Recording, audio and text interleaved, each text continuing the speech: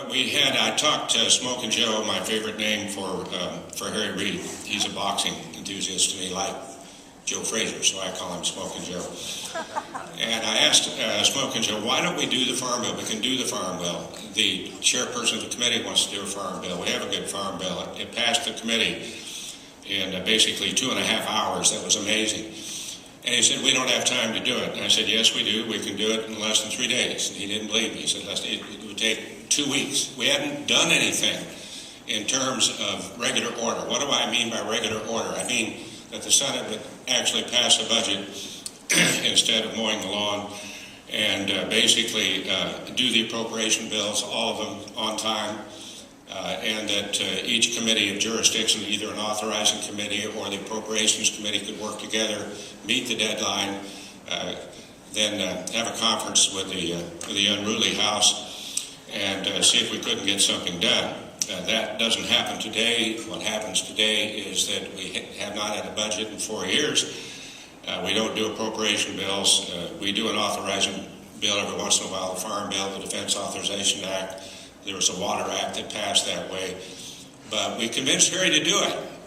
And what happened? We had over 300 amendments that were offered. That's a lot of amendments. We considered 73, voted on all of them. And in the Senate, we have a situation where you can offer an amendment, or we hope that will continue, and it doesn't have to be germane. So we had a lot of amendments that were not considered germane, and they fell by the wayside, but at least the person had an opportunity to stand up and offer an amendment. And so on the Farm Bill, no less, we passed it. Unfortunately, it died in the House. But at least we give it a shot. And in regards to what we're facing now, with all of the problems with the sequester, with the continuing resolution, just got past the debt ceiling. I think it was Charles Krauthammer said that the Congress now, in public opinion polls, is somewhat lower than lice and colonoscopies. So that's pretty low, folks. That really is very low.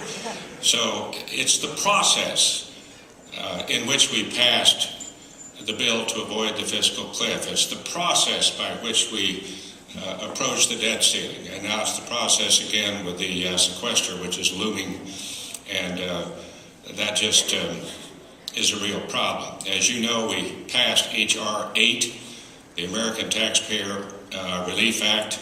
That is the legislation that actually does reduce the physician reimbursement for the remainder of this year, as well as a reduction in many other healthcare-related reimbursements. But we never catch up. We just say, no, we're not going to cut you as much as you thought we would. And it's always again in the 11th hour and the 59th minute. I don't remember a year in which we did not have uncertainty all throughout the healthcare system. Certainly we could do a better job. I know that legislation we just passed was far from perfect. Had I been in the majority and had the gavel and all sorts of other things, and could meet with Harry behind closed doors. Well, I was going to make a country western joke about that, but I won't. But at any rate, and able to draft the legislation that would have addressed the real crux of the fiscal cliff. That's the runaway federal spending and our skyrocketing federal debt. We're now, 16.5 and climbing. But this fight is far from over, and we have to address it. I would hope that we could do so without a Lizzie Borden axe, that we could do it with a scalpel, that we could do it a step-by-step process, especially alleged tax reform in the Finance Committee. But we will not be able to do that if we continue down this road of meeting with different folks with good intent, trying to pass it and bypassing what we call regular order.